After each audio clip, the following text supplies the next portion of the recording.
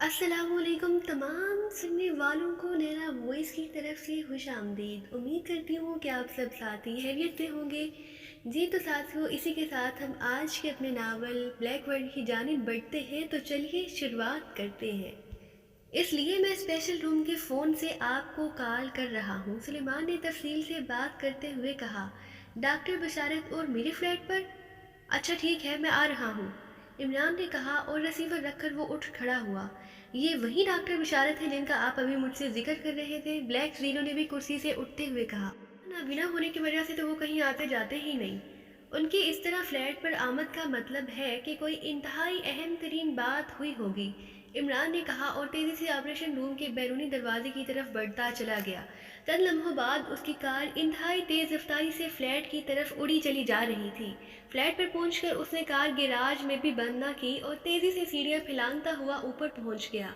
Flat का दरवाजा खुला हुआ था। इमरान तेजी से अंदर दाखिल हुआ तो किचन से सुलेमान ने सर बाहर निकाल कर देखा। इमरान ड्राइंग रूम के दरवाजे पर पहुंचकर एक लम्हे के लिए रुका और फिर तेजी से पर्दा हटाकर अंदर दाखिल हो गया, मगर दूसरे लम्हे उसका जिस्म जैसे पत्थर का हो गया। उसकी आंखें हैरत की शिद्दत से फैलकर कानों तक पहुंच गई। उसकी नजरें सामने सोफे पर बैठे हुए डॉक्टर बशारत पर जमी हुई थी, जिनकी आंखों पर हस्बे दस्तूर स्याह ऐनक मौजूद न थी और उनकी आंखों को देखते ही पता चल जाता था कि वो बेनाई से भरपूर है। इमरान, खुदा का शुक्र है, डॉक्टर बशारत ने सोफे से उठते हुए कहा। आप आपकी आंखें, इमरान ने हैरत के शदीद तरीन झटके से निकलने की कोशिश करते हुए कहा और डॉक्टर बशारत के चेहरे पर यकलख्त जैसे मुसर्रत के गुलाब खिल उठे। ये सब अल्लाह ताला का करम है इमरान, ना जाने अल्लाह ताला को मेरी कौन सी नेकी पसंद आ गई कि उसने मुझे आंखों का नूर लुटा दिया। यकीन जानो इमरान, मैंने न जाने कितने घंटे अल्लाह ताला के हजूर सजदे में पड़ा रोता रहा हूँ, लेकिन मुझे अब तक मुसलसल यही एहसास है कि मैं आंखों में लौट आने वाले नूर की एक किरण के करोड़वें हिस्से अदा नहीं कर सका। उस रोशनी में इस नूर की कदर कीमत जिस कदर मैं जानता हूँ तुम नहीं जान सकते, डॉक्टर बशारत ने इंतहाई जज्बाती लहजे में कहा। ओ मुबारकबाद डॉक्टर बशारत, दिली मुबारकबाद, इमरान ने बेसाख्ता से लहजे में कहा और दूसरे लम्हे वो आगे बढ़कर डॉक्टर बशारत के सीने से चिमट गया। इमरान के लहजे में इस कदर हलूस था कि डॉक्टर बशारत की आंखों में बेइख्तियार आंसू आ गए। बहुत शुक्रिया इमरान, तुम्हारी मुबारकबाद में जो हलूस है, जो मुसरत है, ऐसी मुसरत तो मेरे दिल में भी पैदा नहीं हुई। शुक्रिया, बेहद शुक्रिया, डॉक्टर बशारत ने इमरान की पुश्त सहलाते हुए कहा और इमरान अलहदा हो गया। इमरान के चेहरे पर वाकई ऐसी कैफियत थी जैसे डॉक्टर बशारत की बजाय उसे मुबारकबाद मिली हो। सब हुआ कैसे डॉक्टर, इमरान ने मुस्कुराते हुए कहा और सोफे पर बैठ गया। क्या होना था, बस अल्लाह ताला की हुक्म की देर थी। पूरी दुनिया के डॉक्टरों ने हतमी फैसला दे दिया था कि अब मेरी आंखों में किसी सूरत भी बेनाई वापस नहीं आ सकती और मैं कतई मायूस हो गया था, लेकिन ये मेरी गलती थी। मायूसी तो गुनाह है, अल्लाह ताला तो हर चीज़ पर कादिर है। बाबा तालिब बाजार गया हुआ था। कल दोपहर को मैं कोठी में अकेला था कि मुझे शदीद प्यास महसूस हुई। मैंने उस जगह देखा जहाँ बाबा तालिब मेरे लिए पानी रखता है, लेकिन वो जगह खाली थी। मैं उठकर किचन में जाने लगा कि अचानक मुझे ऐसा महसूस हुआ जैसे किसी ने मुझे धक्का दिया हो और मैं उछलकर मुंह के बल नीचे जा गिरा। मेरी ऐनक उड़कर कहीं दूर जा गिरी और मेरा चेहरा ज़मीन से जा टकराया। मेरे जहन में धमाका सा हुआ और फिर तुम यकीन करो, मेरी आंखों के सामने मौजूद इंतहाई गुप्त अंधेरे में रोशनी शामिल होने लग गई। मैं अपनी चोट भूल गया। मैं उठने लगा तो एक बार फिर गिर गया और फिर रोशनी का अमल तेज हो गया और चंद लम्हों बाद मैं पूरी तरह हर चीज़ को देख रहा था। काफ़ी देर तक मुझे यकीन ना आया, लेकिन जब यकीन आया कि मैं वाकई देख सकता हूँ तो मैं वही सजदे में गिर गया।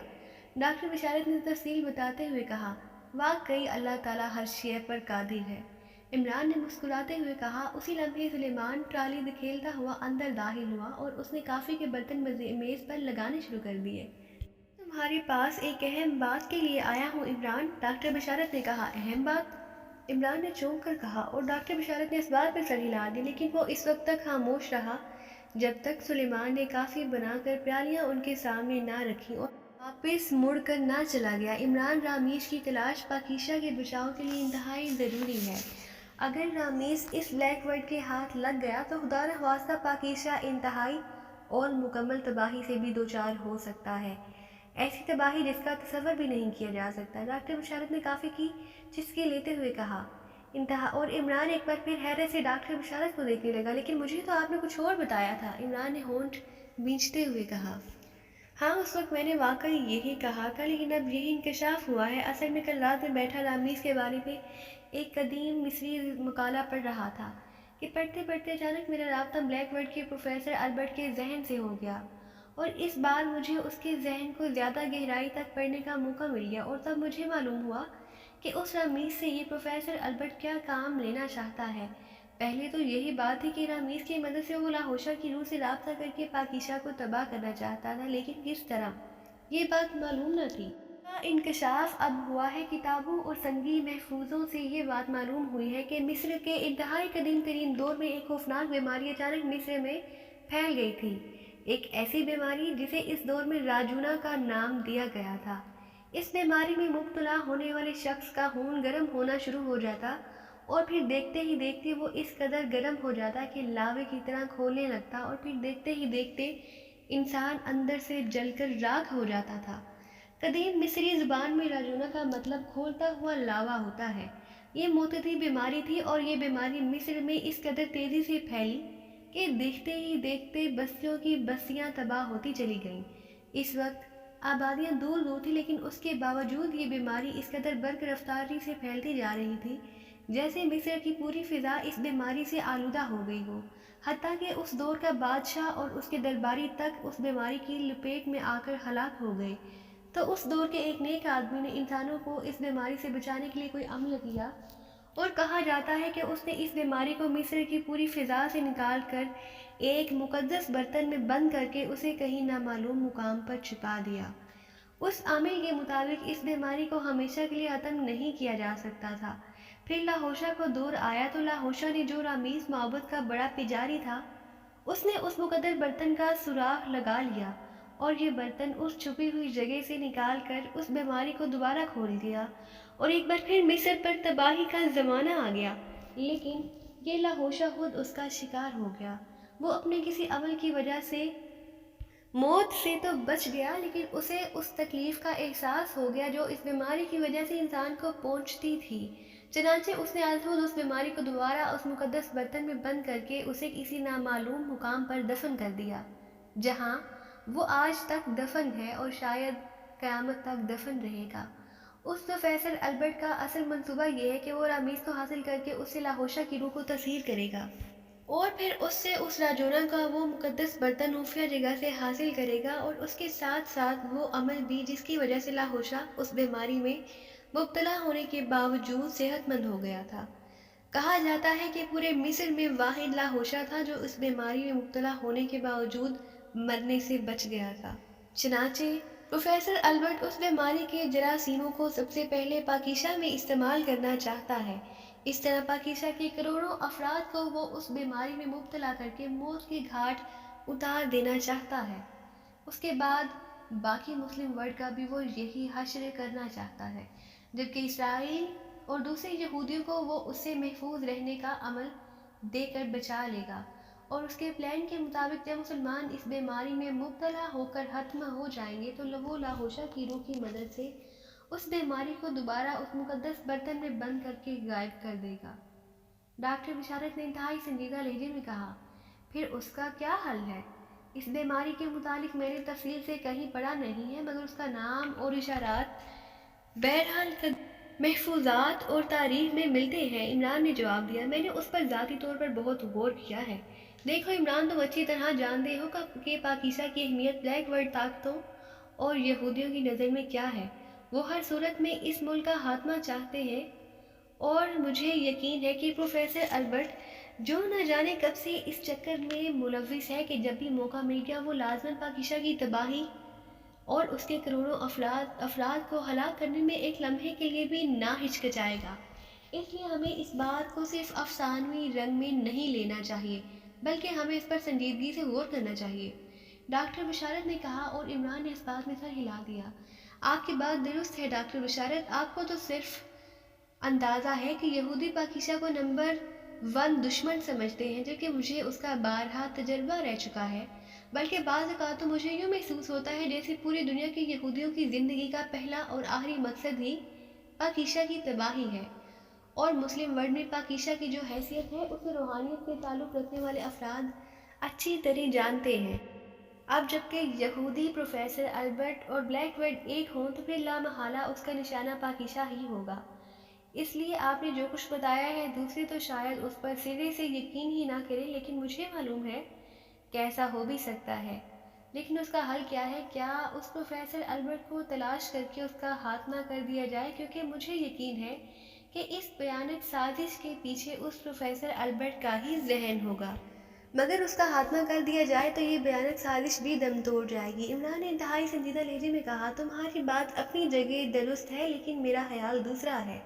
اگر ہم نے کسی طرح پروفیسر البرٹ کا خاتمہ کر دیا تو بلیک ورڈ کسی اور کو سامنے لے آئے گی۔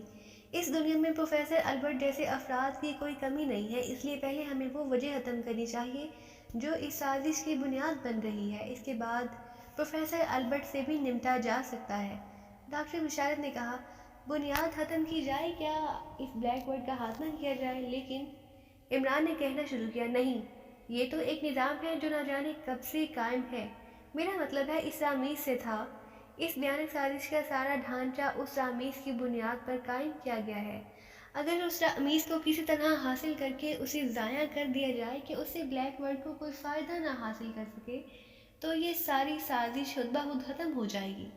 ڈاکٹر بشارت نے کہا، ان ایک یا دو رامز ضائع کرنے سے کیا ہوگا؟ نہ جانے دنیا میں کتنے رامز ہوں۔ عمران نے کہا، نہیں، اس بات کے انکشاف سے مجھے حوصلہ دیا ہے کہ اس دنیا میں اب صرف ایک ہی رامز باقی ہے، اور یہ کام لاہوشہ نے کیا تھا۔ اس نے پوری دنیا میں موجود اصل رامز حاصل کر کے تلف کر دیے تھے، اور آئندہ کے لیے وہ طاقتیں بھی سلب کر لی تھی جن کی مدد سے رامز تیار کیے جاتے تھے۔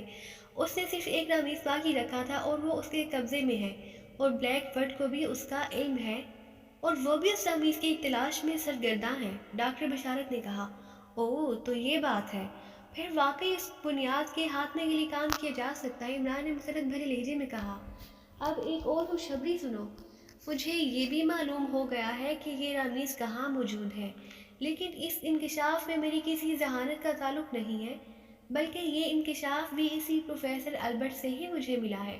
پروفیسر البرٹ نے اپنے بے پناہ شیطانی علم کو استعمال کرتے ہوئے آخرکار اس کا حتمی سراغ لگا لیا ہے۔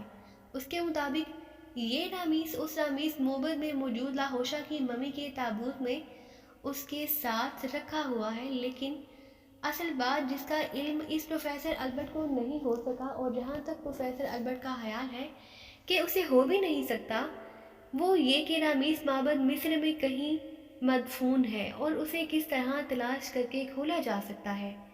یہ بات میں اس لیے کہہ رہا ہوں کہ میرے پروفیسر البرٹ کے ذہن میں پڑا ہے، وہ اس معبد کو تلاش کرنے کے لیے مصر کے کسی گروپ سے رابطہ کرنے کی کوشش کر رہا ہے۔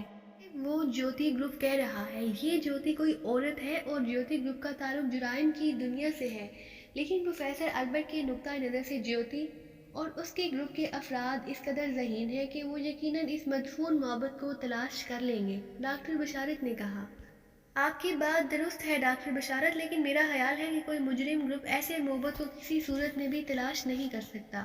یہ کام تو مصری تاریخ سے وابستہ ماہرین ہی کر سکتے ہیں۔ البتہ اسے تلاش کر لینے کے بعد مجرم گروپ اس میں سے نوادرات چوری کرنے میں ماہر ہو سکتے ہیں۔ عمران نے مسکراتے ہوئے کہا، بہرحال یہ ڈاکٹر البرٹ کا اپنا کام ہے کہ وہ کیا کرتا ہے اور کیا نہیں، ہم نے تو اپنے طور پر کام کرنا ہے۔ ڈاکٹر بشارت نے جواب دیا، چلیے مان لیا کہ ہم اس رامی کو تلاش بھی کر لیتے ہیں اور حاصل کر لیتے ہیں، پھر اس کا ہم کیا کریں گے؟ عمران نے کہا، اس کو ضائع کرنے کا طریقہ موجود ہے، وہی طریقہ جس کی مدد سے لاہوشہ نے پوری دنیا میں موجود رامز حاصل کر کے ضائع کیے تھے، اور وہ طریقہ بے حد سادہ ہے کہ رامز کو کسی بھی ایسے پرندے کے خون میں ڈبو دیا جائے جسے انسان کھاتے ہیں۔ جیسے ہی رامز اس پرندے کے خون میں ڈوبے گا، اس میں موجود تمام پراسرار طاقتیں ہمیشہ ہمیشہ کے لیے ختم ہو جائیں گی۔ ڈاکٹر بشارت نے جواب دیا، اوہ، پھر تو ٹھیک ہے، پھر تو پاکیزہ کے تحفظ کے لیے اس کو حاصل کرنے کی کوشش کی جا سکتی ہے۔ اوکے ڈاکٹر بشارت، آپ کا بہت شکریہ، آپ کی وجہ سے یہ انتہائی قیمتی معلومات مجھ تک پہنچتی ہے اور پاکیزہ کے خلاف ہونے والی ایک خوفناک سازش کا علم ہوا ہے۔ اب میں انشاءاللہ اسے ضرور تلاش کر کے ضائع کر دوں گا۔ عمران نے کہا، نہیں، اس طرح نہیں، میں اس کام میں تمہاری مدد کروں گا، میں تمہارے ساتھ چلوں گا، میرا مطلب صرف علمی اور ذہنی امداد سے ہے۔ وہاں مصر میں جو افراد اس کام میں ہماری مدد کر سکتے ہیں ان سے میری واقفیت ہے۔ پہلے میں نابینا تھا، اس وقت میں مجبور تھا، لیکن اب میں اللہ کے فضل و کرم سے ٹھیک ہوں، اب میں تمہارے ساتھ کام کر سکتا ہوں۔ مجھے ساتھ لے جا کر فائدہ ہوگا، نقصان نہیں۔ ڈاکٹر بشارت نے کہا، مجھے آپ کو ساتھ لے جانے پر کوئی اعتراض نہیں ہے ڈاکٹر بشارت، لیکن آپ کے اور میرے کام کرنے کا انداز مختلف ہے، اور میرے وہاں یہ پہنچتے ہی یقیناً اس پروفیسر البرٹ کو اس بات کا علم ہو جائے گا، اور ہو سکتا ہے کہ وہ ہمیں روکنے یا ختم کرنے کی کوشش کرے۔ اس کے لیے آپ اپنے طور پر چاہیں تو کوشش کریں، مجھ سے البتہ آپ کا رابطہ نہ ہو سکے گا۔ میں اکیلا تو یہ کام نہیں کر سکتا۔ چلو ٹھیک ہے، میں یہاں بیٹھ کے تمہارے حق میں دعا کرتا رہوں گا، ڈاکٹر بشارت نے کہا، اور عمران بے اختیار ہنس پڑا۔ یہ سب سے بڑی امداد ہوگی میرے لیے، عمران نے ہنستے ہوئے کہا۔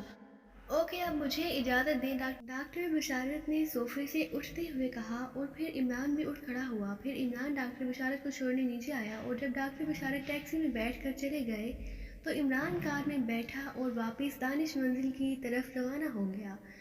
اس نے اس تجویز کو حاصل کر کے ختم کرنے کا فیصلہ کر لیا تھا، لیکن وہ مصر جانے سے پہلے اس سارے معاملے پر اچھی طرح غور بھی کر لینا چاہتا تھا، اور ایسے لوگوں سے فون پر بات بھی کر لینا چاہتا تھا جو اس کے خیال کے مطابق اس معاملے میں اس کی مدد کر سکتے تھے۔ عمران نے کار ایک درمیانے درجے کی کوٹھی کے بند پھاٹک کے سامنے روکی اور سائیڈ سیٹ پر بیٹھے ہوئے جوزف کی طرف دیکھا۔ جوزف سر ہلاتا ہوا دروازہ کھول کر نیچے اترا اور اپنی سائیڈ والے ستون پر موجود کار بیل کا بٹن پریس کر دی۔ تھوڑی دیر بعد سائیڈ پھاٹک کھلا اور اس کے ساتھ ہی جوزف بے اختیار 2 قدم پیچھے ہٹ گیا، کیونکہ سائیڈ پھاٹک سے ایک نوجوان لیکن انتہائی مناسب جسم کی خوبصورت اور دلکش مصری لڑکی باہر آ گئی تھی۔ شاید جوزف کو کسی لڑکی کی آمد کا تصور تک نہ تھا، اس لیے وہ جھجک کی وجہ سے پیچھے ہٹ گیا۔ لڑکی کے جسم پر مکمل لباس تھا اور اس کے چہرے پر پاکیزگی اور شرافت کا پرتو بھی موجود تھا۔ لڑکی حیرت بھرے انداز میں جوزف اور کار کو دیکھ رہی تھی، ویسے وہ مصری حسن کا مکمل نمونہ تھی۔ عمران تیزی سے کار کا دروازہ کھول کر نیچے اتر آیا۔ میرا نام علی عمران ہے اور میں نے آفیسر بہرام سے ملنا ہے، انہوں نے فون پر وقت دیا تھا۔ عمران نے آگے بڑھ کر تعارف کراتے ہوئے کہا، میرا نام اناکی ہے، میں پروفیسر صاحب کی سوتیلی بیٹی ہوں۔ لڑکی نے مسکراتے ہوئے کہا اور پھر سر ہلاتی ہوئی تیزی سے پیچھے ہٹ کر چھوٹے پھاٹک میں غائب ہو گئی۔ عمران مسکراتا ہوا دوبارہ ڈرائیونگ سیٹ پر بیٹھ گیا، جبکہ جوزف بھی خود سائیڈ سیٹ پر بیٹھ گیا تھا، لیکن اس کے چہرے پر عجیب سے تاثرات موجود تھے، اس کے ہونٹ بھینچے ہوئے تھے۔ کیا بات ہے جوزف؟ تمہارا موڈ کیوں آف ہو گیا ہے؟ اناکی تو خوبصورت لڑکی ہے، عمران نے مسکراتے ہوئے کہا۔ بوس، نہ جانے کیا بات ہے، اس لڑکی کو دیکھ کر مجھے زنگالی جھیل کے کنارے رہنے والی وہ چڑیل یاد آ گئی ہے جو اپنے حسن سے انسانوں کا شکار کرتی تھی اور پھر انہیں کھا جاتی تھی۔ زنگالی قبیلے کا وچ ڈاکٹر اسے خوبصورت چڑیل کہتا تھا، اور اس کا کہنا تھا کہ اس چڑیل کے جال سے صرف وہی بچ سکتا ہے جو اندھا ہو، ورنہ جو اسے دیکھ لے وہ اس کے حسن سے نہیں بچ سکتا۔ جوزف نے انتہائی سنجیدہ لہجے میں جواب دیتے ہوئے کہا، اور عمران بے اختیار مسکرا دیا۔ اسی لمحے بڑا پھاٹک کھل گیا اور عمران کار اندر لے گیا، لیکن اس نے کار پھاٹک کو کراس کر کے روک دی۔ مس اناکی، آپ آ جائیے، جوزف پھاٹک بند کر دے گا۔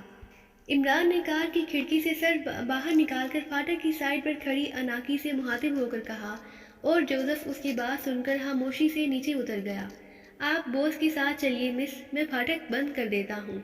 جوزف نے پھاٹک کے قریب پہنچ کر سادہ سے لہجے میں کہا، اوہ شکریہ، اناکی نے مسکراتے ہوئے کہا اور تیزی سے کار کی طرف بڑھ گئی۔ دوسرے لمحے وہ بڑے بے تکلفانہ انداز میں کار کا دروازہ کھول کر سائیڈ سیٹ پر بیٹھی، اور دروازہ بند کرتے ہوئے وہ عمران کی طرف دیکھ کر مسکرا دی۔ اس کی مسکراہٹ بے حد جاندار تھی۔ آپ نے کہا کہ آپ پروفیسر بہرام کی سوتیلی بیٹی ہیں؟ عمران نے مسکراتے ہوئے کہا، جی ہاں، وہ میری ماں کے دوسرے شوہر ہیں۔ جب میری ماں نے پروفیسر صاحب سے شادی کی تو اس وقت میری عمر 2 سال تھی۔ پھر میری ماں نے مجھے گریٹ لینڈ کے ایک اسکول میں داخل کرا دیا، یہ رہائشی اسکول تھا، میں وہاں پلی بڑھی ہوں۔ میری ماں نے پروفیسر صاحب سے یہ بات بھی چھپائی تھی کہ میں ان کی بیٹی ہوں۔ پروفیسر صاحب سے ان کی کوئی اولاد نہ ہوئی۔ میری ماں مجھے ملنے وہاں آیا کرتی تھی، اور اس نے مجھے بتا دیا کہ میرے والد کون تھے اور کس طرح ایک حادثے میں ان کے ہلاک ہو جانے کے بعد میری ماں نے پروفیسر صاحب سے شادی کر لی تھی، لیکن انہوں نے پروفیسر صاحب کو میرے متعلق کچھ نہیں بتایا۔ اس کا کہنا تھا کہ شاید پروفیسر صاحب اسے پسند نہ کرے۔ چند روز پہلے میں نے اخبار میں پڑھا کہ میری ماں ایک کار حادثے میں ہلاک ہو گئی ہے، تو میں نے گریٹ لینڈ سے پروفیسر صاحب کو فون کیا اور انہیں ساری بات بتائی۔ پروفیسر صاحب بے حد حیران ہوئے۔ انہوں نے مجھے بلا لیا۔ میں یہاں آئی اور میں نے اپنی ماں کے خطوط انہیں دکھائے تو انہوں نے میری بات تسلیم کر لی اور انہوں نے مجھے اپنی بیٹی بنا لیا۔ اب ان کا رویہ مجھ سے اس قدر محبت بھرا، پرخلوص اور مشفقانہ ہے کہ مجھے یقین ہے کہ میرا اصل باپ بھی شاید مجھ سے اس قدر محبت نہ کرتا۔ میری ماں نے ہوا مہوا میرے متعلق پروفیسر صاحب کو نہ بتایا۔ بہرحال اب میں مستقل طور پر یہاں آ گئی ہوں گزشتہ ایک ہفتے سے۔ اناکی نے پوری تفصیل سے اپنا تعارف کراتے ہوئے کہا۔ اس دوران کار پوش میں پہنچ کر رک بھی چکی تھی، لیکن چونکہ اناکی مسلسل بولے چلی جا رہی تھی اس لیے عمران بھی کار بند کر کے خاموش بیٹھا اس کی باتیں سنتا رہا۔ لیکن آپ کا نام تو کچھ غیر مانوس سا ہے، مصری نام تو ایسے نہیں ہوتے۔ عمران نے کار کا دروازہ کھول کر نیچے اترتے ہوئے مسکرا کر کہا اور اناکی بھی ہنستی ہوئی نیچے اتر آئی۔ جوزف بھی پھاٹک بند کر کے کار کے قریب پہنچ چکا تھا۔ میرا نام میری ماں نے رکھا تھا، اب تو یہ اسے معلوم ہوگا کہ یہ کیسا نام ہے، بہرحال مجھے پسند ہے، اناکی نے مسکراتے ہوئے کہا اور عمران نے اس بات میں سر ہلا دیا۔ تھوڑی دیر بعد وہ اناکی کی رہنمائی میں ایک کمرے میں پہنچے تو ایک کرسی پر ایک ادھیڑ عمر باوقار چہرے والا آدمی بیٹھا ہوا تھا۔ اس کے چہرے پر سیاہ فریم اور ریز شیشوں والی نظر کی اینک موجود تھی۔ اس نے سلیپنگ گاؤن پہن رکھا تھا اور اس نے ہاتھ میں کوئی کتاب پکڑی ہوئی تھی۔ کمرے میں ایک الماری میں کتابیں سجی ہوئی تھیں۔ ڈیڈی، علی عمران صاحب، اناکی نے کمرے میں داخل ہوتے ہی کہا اور وہ آدمی جو پروفیسر بہرام تھا اٹھ کر کھڑا ہو گیا۔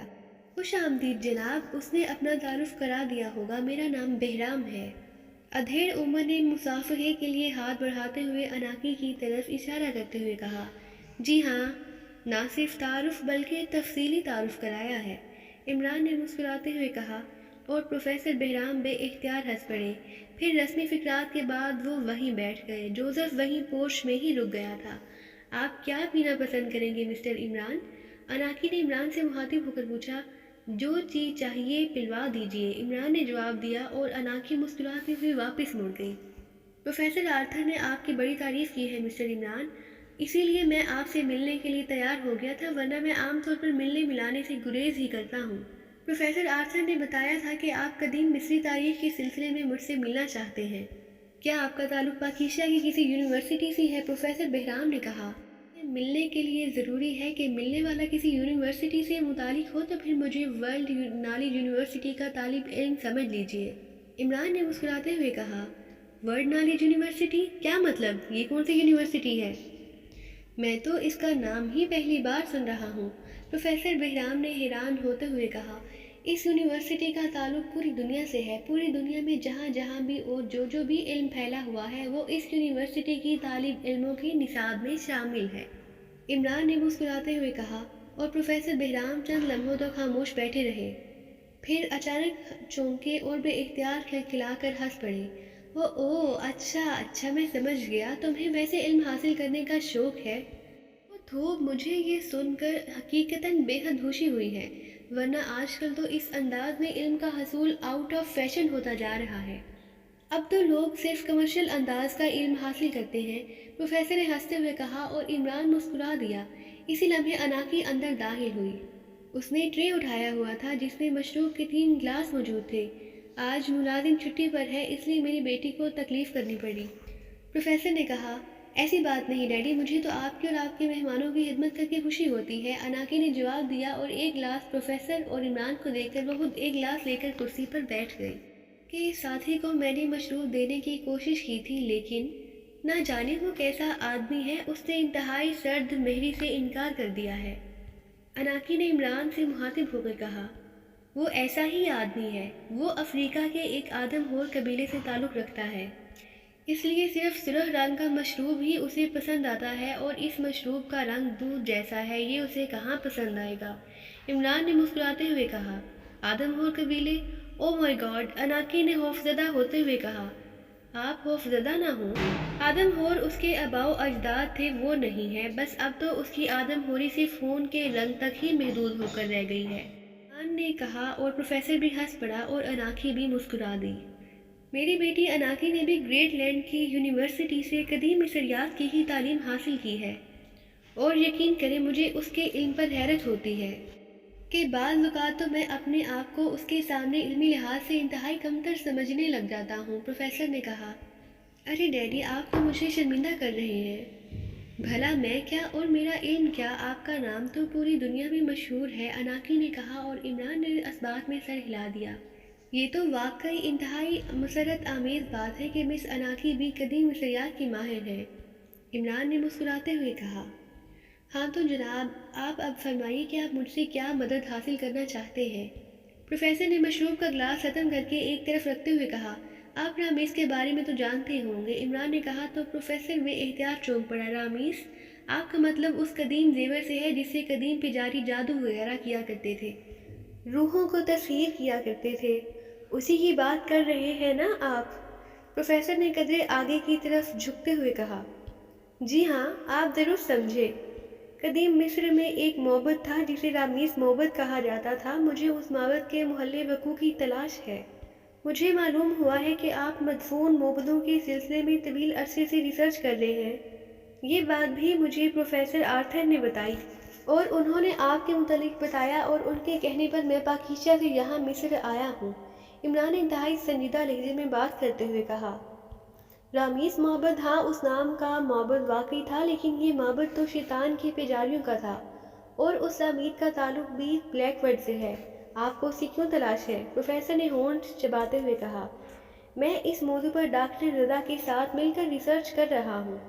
ڈاکٹر رضوان ہمیں گائیڈ کر رہے تھے کہ لیکن وہ وفات پا گئی، اس لیے مجھے آپ کے پاس آنا پڑا۔ رضوان نے جواب دیا، اوہ تو یہ بات ہے۔ ڈاکٹر رضوان واقعی اس موضوع پر اتھارٹی تھے، لیکن وہ تو صرف اس میں علمی حد تک دلچسپی رکھتے تھے، مگر آپ تو عملی طور پر اس کے بارے میں کام کر رہے ہیں۔ پروفیسر نے کہا، جی ہاں، میں اس معبد کو تلاش کر کے دنیا کے سامنے لے آنا چاہتا ہوں۔ عمران نے جواب دیا، ویری سوری مسٹر عمران، میں اس سلسلے میں آپ کی کوئی مدد نہ کر سکوں گا کیونکہ یہ میرا شعبہ نہیں رہا۔ پروفیسر نے کہا، رضوان نے ایک بار ذکر کیا تھا کہ آپ کے پاس قدیم خطبہ موجود ہے جس میں اس بارے میں کوئی اشارہ ہے۔ عمران نے کہا، او ہاں، واقعی ایک معبد کی کھدائی سے وہ خطبہ ملا تھا، اس میں رامیس کے بارے میں اشارہ موجود ہے، لیکن صرف اس حد تک کہ ایسا معبد موجود تھا، اس سے زیادہ اس میں کچھ نہیں ہے۔ پروفیسر نے جواب دیتے ہوئے کہا، کیا آپ اس خطبے کا فوٹوگراف مجھے عنایت فرمائیں گے؟ عمران نے کہا، ہاں کیوں نہیں، ضرور۔ اناکی بیٹی، سیف میں ایک لفافہ موجود ہے، اس پر سرخ پینسل سے 4 کا ہندسہ لکھا ہوا ہے، وہ لفافہ لے آؤ۔ پروفیسر نے اناکی سے کہا، بہتر ڈیڈی۔ اناکی نے کہا اور کرسی سے اٹھ کر بیرونی دروازے کی طرف مڑ گئی۔ کیا آپ اس سلسلے میں کوئی ٹپ نہیں دے سکتے؟ کوئی ایسا آدمی جس سے اس بارے میں کوئی معلومات حاصل کر سکوں؟ عمران نے کہا، ایسا آدمی؟ او ہاں، کچھ عرصہ قبل ایک کانفرنس میں ڈاکٹر اکبر اس بارے میں بات کر رہے تھے، میں نے اس وقت تو توجہ ہی نہ دی تھی۔ کافی لمبی بات کر رہے تھے وہ، آپ ان سے مل لیں، شاید وہ آپ کا مسئلہ حل کر سکیں۔ پروفیسر نے کہا، ان کا پتہ؟ عمران نے کہا، وہ یہاں کی مقامی یونیورسٹی میں اس شعبے کے ہیڈ ہیں، وہیں یونیورسٹی میں ہی رہتے ہیں، مشہور آدمی ہیں، آپ کسی سے بھی پوچھ لیں۔ پروفیسر بہرام نے جواب دیتے ہوئے کہا، اور عمران نے اس بات میں سر ہلا دیا۔ اسی لمحے اناکی اندر داخل ہوئی، اس کے ہاتھ میں خاکی رنگ کا ایک بڑا سا لفافہ تھا۔ اس نے وہ لفافہ پروفیسر بہرام کی طرف بڑھا دیا۔ پروفیسر نے لفافہ نکال کر کھولا اور اس کے اندر موجود کافی سارے فوٹوگرافز نکال کر انہیں چیک کرنے لگا۔ پھر ایک فوٹوگراف انہوں نے علیحدہ کیا اور باقی لفافے واپس رکھ کر عمران کی جانب بڑھا دیا اور اناکی سے کہا، یہ لفافہ واپس رکھاؤ بیٹی۔ پروفیسر نے لفافہ اناکی کی طرف بڑھاتے ہوئے کہا، یس ڈیڈی۔ اناکی نے اس بات میں سر ہلا دیا اور لفافہ لے کر ایک بار پھر کرسی سے اٹھی اور واپس دروازے کی طرف مڑ گئی۔ عمران اس دوران فوٹوگراف پر موجود تحریر پڑھنے میں مصروف تھا۔ یہ فوٹوگراف ایک خاص تکنیک سے بنایا گیا تھا۔ قدیم خطبوں کے فوٹوگراف اس تکنیک سے ہی بنائے جاتے ہیں۔ اس سے تحریر اس قدر واضح ہو کر ابھر آتی ہے کہ جیسے کاغذ پر کسی نے خود ہی ہاتھ سے لکھا سا ہو، ورنہ تو قدیم خطبوں کے فوٹوگراف اگر عام انداز میں اتارے جائیں تو ایک حرف تک نہ پڑھا جا سکے۔ ہاں واقعی اس میں تو صرف ذکر ہی ہے، بہرحال اگر آپ اجازت دیں تو میں اسے اپنے پاس رکھ لوں۔ عمران نے ایک طویل سانس لیتے ہوئے کہا۔ رکھ لو، میرے پاس اس کی بے شمار کاپیاں ہیں، پروفیسر نے کہا اسی لمحے انا کے اندر داخل ہوئی۔ اچھا اب مجھے اجازت دیجیے، میں نے آپ کا بہت وقت لیا ہے، عمران نے کرسی سے اٹھتے ہوئے کہا۔ ارے آپ چل دیے، تشریف رکھیے، میں نے بھی یہ فوٹوگراف دیکھنا ہے۔ آپ کو شاید علم نہ ہو کہ میں نے اس موضوع پر یونیورسٹی میں مقالہ لکھا تھا، لیکن اس خطبے کا تو مجھے علم ہی نہ تھا، اناکی نے اندر داخل ہوتے ہوئے کہا۔ پھر تو واقعی آپ نے بہت گہری ریسرچ کی ہوگی مقالہ لکھنے کے لیے، عمران نے مسکراتے ہوئے کہا اور فوٹوگراف جیب سے نکال کر اناکی کی طرف بڑھا دیا۔ طالب علموں کے مقالے ایسے ہی ہوتے ہیں جناب، اناکی نے فوٹوگراف لیتے ہوئے مسکرا کر کہا اور عمران اور پروفیسر بہرام دونوں ہی اس کی بات پر بے اختیار ہنس پڑے۔ اناکی نے کرسی پر بیٹھ کر اس فوٹوگراف پر موجود تحریر کو پڑھنا شروع کر دیا۔ دوسرے لمحے وہ چونک پڑی۔ رسامہ؟ او تو یہ رامیز رسامہ کے علاقہ میں ہے، یک لخت اناکی نے کہا تو پروفیسر بہرام اور عمران دونوں حیران ہو کر اناکی کی طرف دیکھنے لگے۔ یہ رسامہ تم نے کہاں سے پڑھ لیا؟ پروفیسر بہرام نے حیرت بھرے لہجے میں کہا۔ اس میں درج ہے ڈیڈی، یہ دیکھیے، اناکی نے کہا اور اٹھ کر پروفیسر بہرام کے پاس آ گئی اور اس نے فوٹوگراف ان کے سامنے رکھ کر ایک لفظ پر انگلی رکھ دی۔ یہ تو عطاقہ ہے، ایک معبد کا نام۔ یہ رامیز معبد ہے، یہ رسامہ کیسے ہو گیا؟ پروفیسر بہرام نے منہ بناتے ہوئے کہا۔ نہیں ڈیڈی، یہ عطاقہ نہیں ہے، اگر یہ عطاقہ ہوتا تو لفظ کے آخر میں یہ چھوٹی سی لکیر نہ ہوتی، یہ دیکھیے یہ مدھم سی لکیر، اناکی نے کہا تو پروفیسر بے اختیار چونک پڑا اور غور سے فوٹوگراف کو دیکھنے لگا۔ او ہاں واقعی یہ لکیر تو ہے، یہ تو مجھے پہلے نظر ہی نہیں آئی، حالانکہ میں نے اسے اندراج کرا کر پڑھا تھا۔ پروفیسر بہرام کے لہجے میں بے پناہ حیرت تھی۔